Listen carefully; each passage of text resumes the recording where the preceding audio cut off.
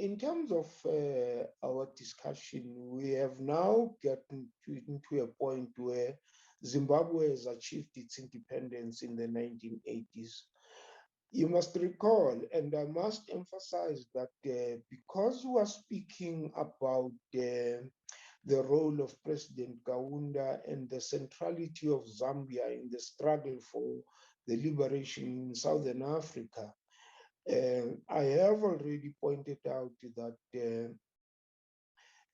Zambia suffered from the point of view of its economy. Its economy was devastated, and there were serious military incursions into Zambia, wherein the Smith regime in Rhodesia tried very much to dissuade Zambia, the Zambian people, and President Kaunda to stop the support to the liberation struggle. But it is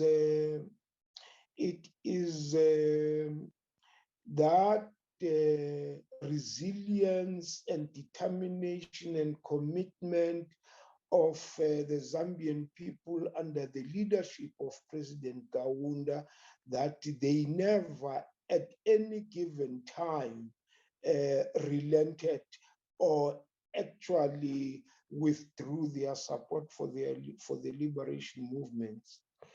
I think it is important to make the point here that President Kaunda is or was a staunch Christian person. And as it was in 1969 when the Lusaka meeting declared that the preferred method of achieving peace, of achieving independence in Southern Africa would be through peaceful means. However, if that doesn't work, then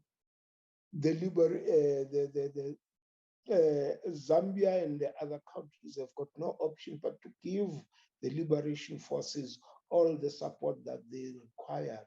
And that is exactly what happened, even in the light of the incursion and the invasion into Zambia. Once we had Mozambique, Angola, and Zimbabwe free in 1980, we now remained with South Africa. And what is of importance here is that the buffer around South Africa, because South Africa's liberation struggle took a bit longer because all of these countries formed a buffer around South Africa, with the result that the liberation forces, the fight, they had to go through these buffer states in the jungle, wherein now you had the Smith in Rhodesia. But once the buffer fell, it became easier for the liberation forces now to go into South Africa. That is why, as of the 1970s or the beginning of the 80s, there were serious military incursions by the liberation forces into South Africa. From 1980 to 1991, to the period of the 80s, let me put it that way.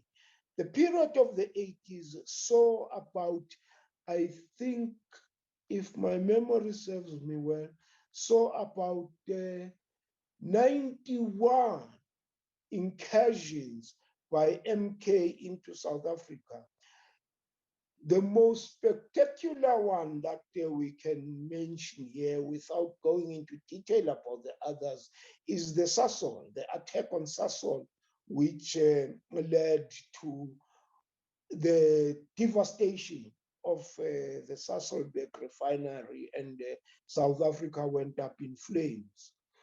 It is at this point in time that P.W. Botha speaks of the total onslaught, against the apartheid regime and the resolution of the problem through the total strategy. That was then the strategy.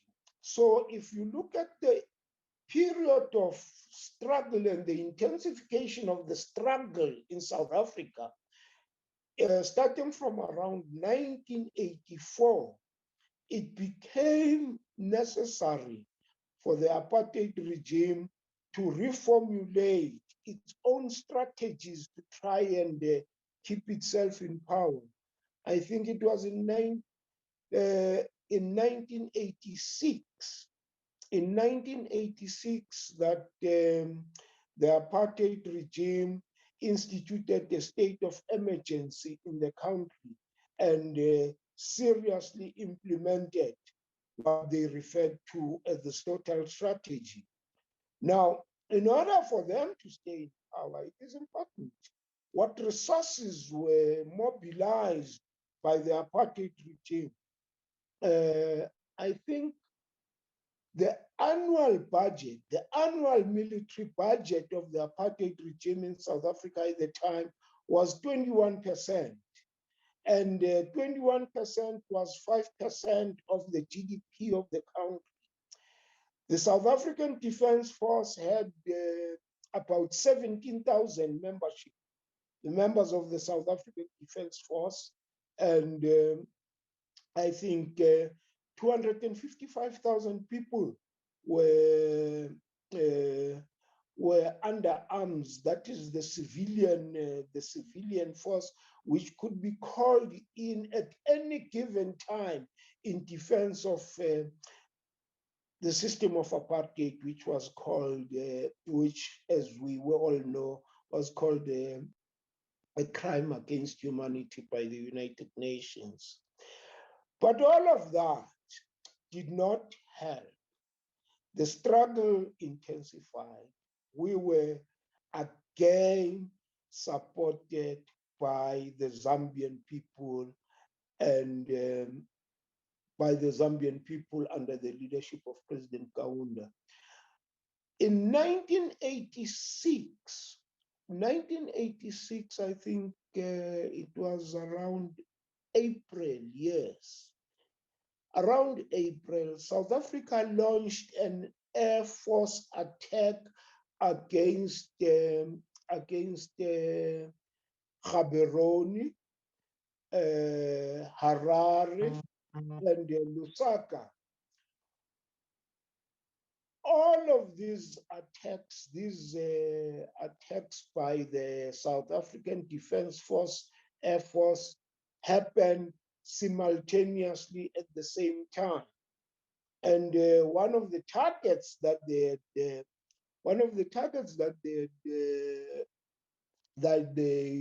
intended to destroy was the Department of Information and Publicity of the ANC in Makeni, just a few kilometers south of Lusaka, the capital.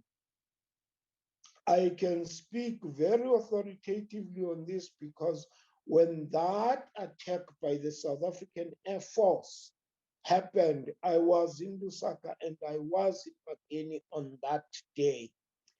Now, our residence the roof was painted green, and the house was covered by trees, with the result that when the Air Force came, they missed our house and they actually hit a residential area a few less than a kilometer away from where we were.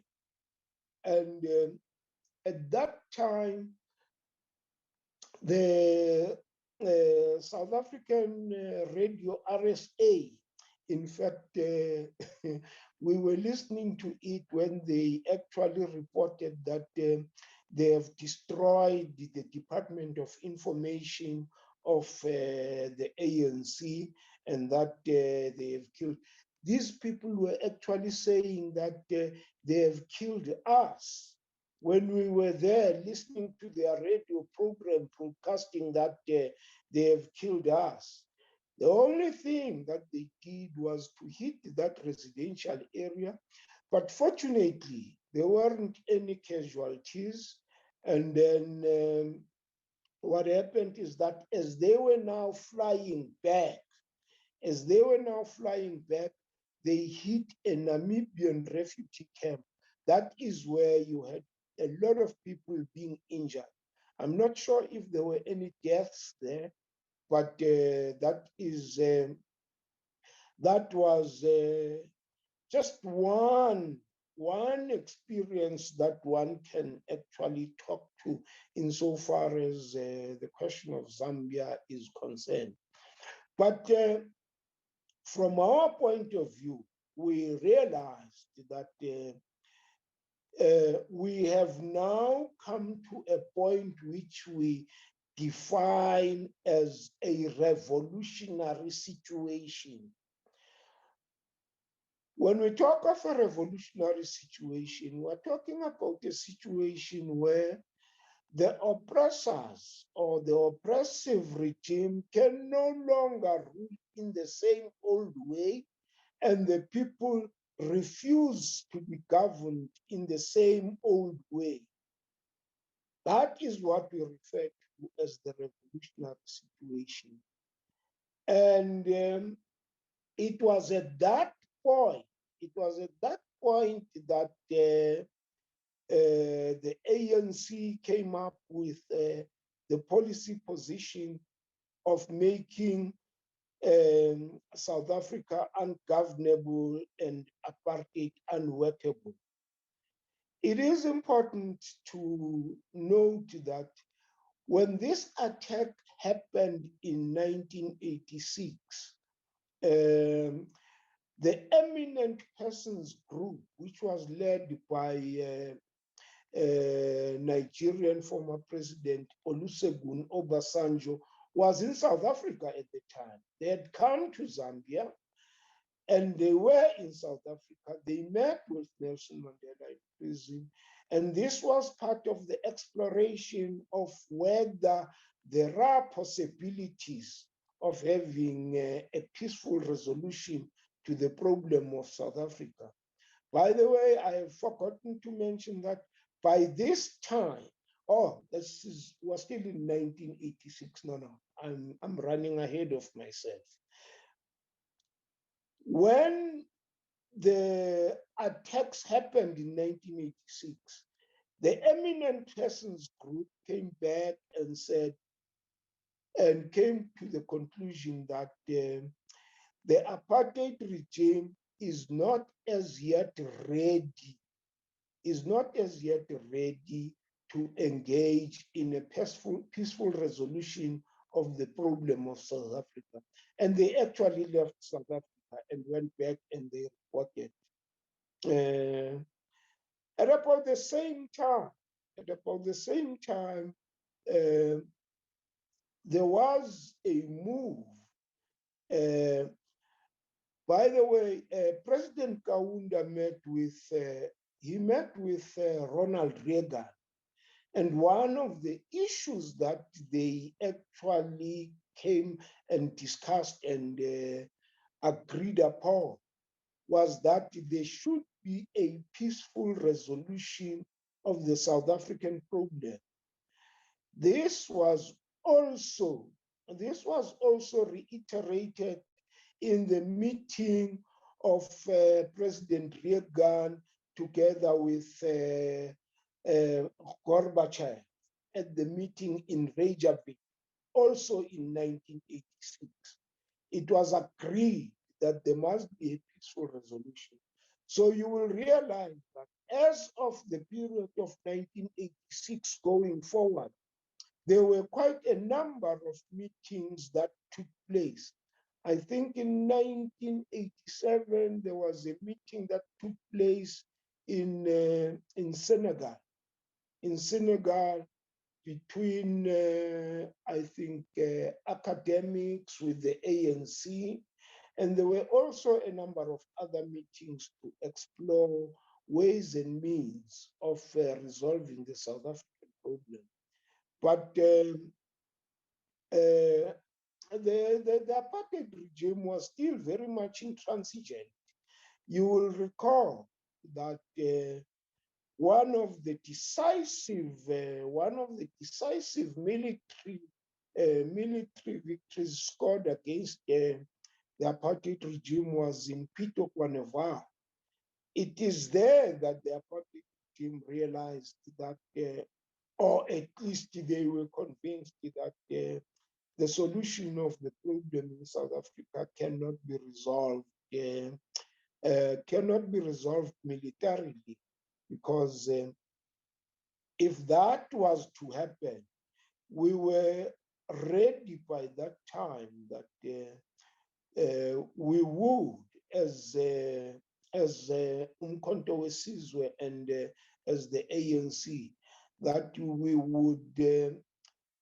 would strike the hammer blows continuously against the apartheid regime, and that would have had a devastating effect on the economy. So it is correct to then say that that period from 1986 onwards, both from a global point of view and a local point of view, from the point of view of Southern Africa and Zambia and President Kaunda, central to this, that we were moving towards a peaceful resolution of the problem. I must say that when it became clear that we would be able to begin a process of negotiation, then the Harare Declaration was formulated. The formulation of the Harare Declaration took place, it was actually done in Zambia. Oliver Tambo and the legal department of the ANC and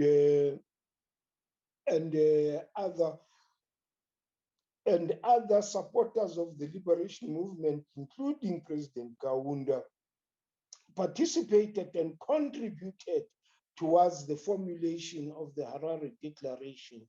Now, the Harare Declaration, it is called the Harare Declaration because that was the document which laid the basis for the process of negotiations in South Africa. And it is the intensity of the work that was done in the formulation of the Harare Declaration, which led to President Oliver Tambo suffering a stroke. And when President Oliver Tambo suffered a stroke, it was President Kaunda who provided him with medical care. In fact, his doctors and nurses took care of Oliver Tambo, and it was his doctors, President Kaunda's doctors, who accompanied O.R. Tambo to get medical treatment in London when he went and he left there. In 1991, when Oliver Tambo was giving a report to the ANC conference in Durban, he did actually make it a point to express his gratitude and thanks to President Kaunda for what he had done in order to save his life. So, having said that, we then are able to then get to the point of 1990, where Nelson Mandela is released on the on 11th of February.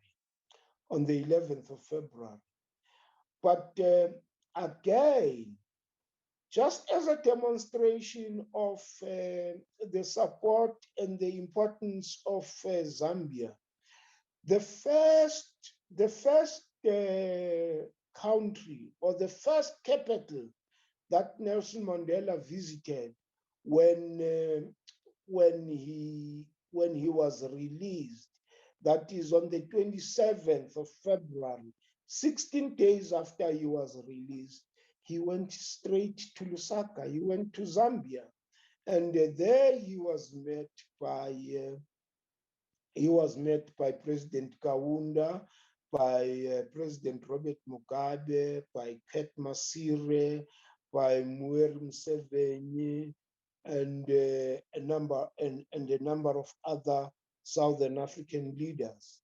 Now, that gives you a sense and an idea of the role that was played by the Zambian people and by President Kaunda as the leader of that country in giving support to the people of South Africa. That is why then, as we speak now, I think it is very, very fortunate that President Kaunda was given the opportunity to live and see the fruits of his contribution towards the liberation of South Africa. I think he is, again, the very last leader in Southern Africa. Samora Machel was killed in Mbuzini in 1986. President Robert Mugabe also passed away not so long ago. And Nelson Mandela, Oliver Tambo, all of those leaders had passed away. So we can say that as President Kaunda ascended and he walked his path going to the pearly gates of heaven, he was received by all of these leaders, and I am sure they were singing for him. Thank you very much.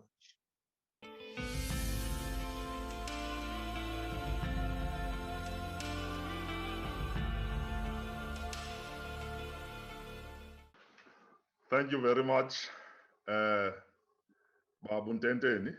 Siyabulela kakhulu ngayo yonke lenkcazelo oyenzileyo enikeza umdla kakhulu ngedabi lenkululeko lwabantu boMzantsi Afrika.